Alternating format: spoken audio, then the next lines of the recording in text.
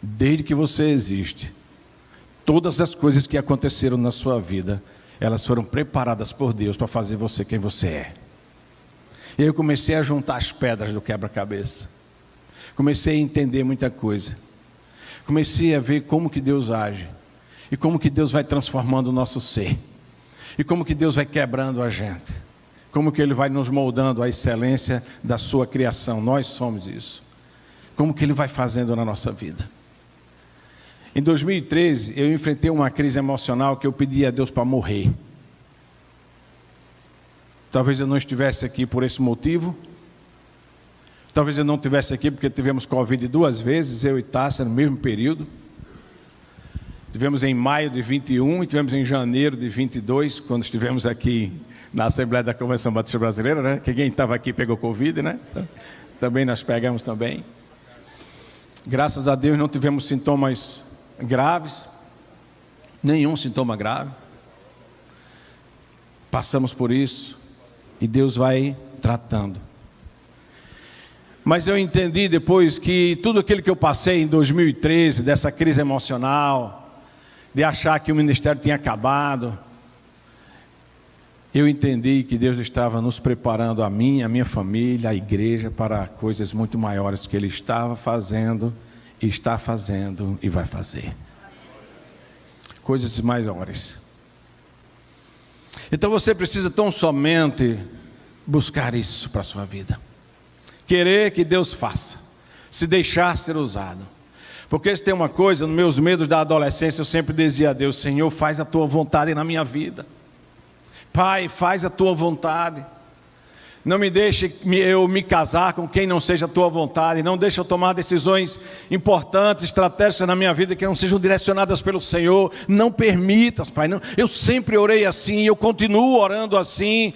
Então não tenha medo de orar ao Senhor dizendo: Deus, faz a Tua vontade na minha vida. É isso. Eu acho que tem faltado isso na vida de muitas pessoas. E nós mesmos temos impedido o agir de Deus. Deus, faz a Tua vontade. Porque, meus irmãos, nós sabemos, a vontade de Deus, ela é boa, agradável e perfeita. Ela não é ruim, ela não é errada, ela não é... Não, ela é boa, ela é agradável, ela é perfeita. Quando nós somos impactados nessa manhã pela palavra do Mateus, eu já o conhecia, e um menino de 24 anos, com idade de ser meu filho, como nós somos impactados por um jovem que deixa a cidade e vai morar numa aldeia. Isso é algo extraordinário, porque é alguém que diz: Deus, faz a Tua vontade na minha vida. Faz a Tua vontade. E ninguém vai se sentir infeliz, e nem insatisfeito, nem não realizado fazendo a vontade de Deus. É o contrário. Tem muito crente frustrado nos bancos das igrejas. Tem muitos pastores frustrados dirigindo igrejas, porque não estão fazendo a vontade de Deus. Mas você pode dizer: pastor, que não está fazendo. Sim, ele está no lugar errado, ele está vivendo a vida ministerial errada, ele não está feliz, porque não é aquilo que Deus quer que ele faça. Não é aquilo. Com esses 4 copos d'água aqui, mais essa garrafa, dá para pregar até umas 2 horas da tarde aqui. Viu? É isso. É isso que Deus quer de nós.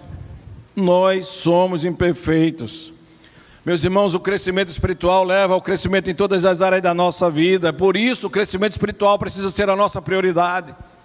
E aí eu entendi depois que o que me fez cair numa crise emocional, eu não fiquei depressivo, eu não tive crise do pânico. O meu psicólogo disse: olha, eu agradeço a Deus, porque Deus teve misericórdia de você, não te deixou cair nisso.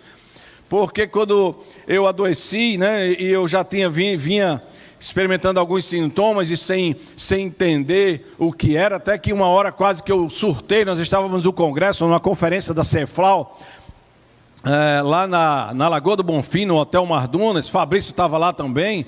Eu tinha chegado de Aracaju, uma agenda muito intensa. Eu fui por 15 anos e alguns meses diretor executivo da convenção. Então, no início disso, eu era empresário do ramo de madeireira, era executivo da associação, executivo da Convenção Batista Norte Rio Grandense, pastor da igreja local, e eu não tinha tempo para a vida espiritual, eu não tinha tempo para a minha A minha tempo com Deus, eu não tinha tempo. Eu não tinha tempo. Porque eu tinha muitas coisas para fazer. Eu não tinha tempo. E aí a gente estava lá naquela noite e voltamos de Aracaju para lá, para Goiânia. Depois entrei nesse congresso. Final de semana a gente ia realizar o Kids Games lá em Goiânia. E teríamos também um programa Paz nos Estádios, que era o programa antes da Copa, preparando as igrejas para a Copa. Toda uma ação de evangelização com a Coalizão Brasileira de Ministérios Esportivos e aquela coisa toda. Na quinta-feira eu estava dentro do quarto e me deu um negócio que eu não sei explicar, mas me deu uma agonia. Aquele quarto ficou pequeno, fiquei aperreado lá dentro, agoniado, é assim que a gente fala lá no Nordeste, né? Fiquei agoniado, fiquei aperreado, sabe o que eu fiz? Entrei no carro, só me lembro que eu encontrei Alain e Vanessa, eles estão aqui aí, né? São missionários nossos lá no Rio Grande do Norte, eles estavam lá de fora, eu entrei no carro e fui embora para casa, deixei a mala, deixei as coisas, deixei tudo lá no coisa. E eu cheguei em casa de madrugada, isso era umas 2 horas da manhã, acordando Tássia ligava, ela não escutava, e eu entrei em casa, e aí não conseguia dormir, fiquei na varanda, tem uma varanda grande assim em casa, a gente mora num sítio, fiquei na varanda, o dia foi amanhecendo, Tássia, sem que eu soubesse, ela ligou para um psicólogo, amigo nosso lá, um pastor, que é meu terapeuta até hoje, e aí no outro dia a gente foi lá, no mesmo dia a gente foi lá se encontrar com ele. Um pastor que estava comigo lá, foi lá em casa levar a minha mala, levar a minha mochila e tudo. Aí disse, eu sei que você está passando, toma um negocinho aqui. Tem um negocinho aqui bom para você, toma aqui, bota debaixo da língua isso aqui. Eu disse, rapaz, o que é isso? Bota debaixo da língua. Eu botei debaixo da língua aquilo. Eu não sei o que era, depois eu soube que era um Rivotril.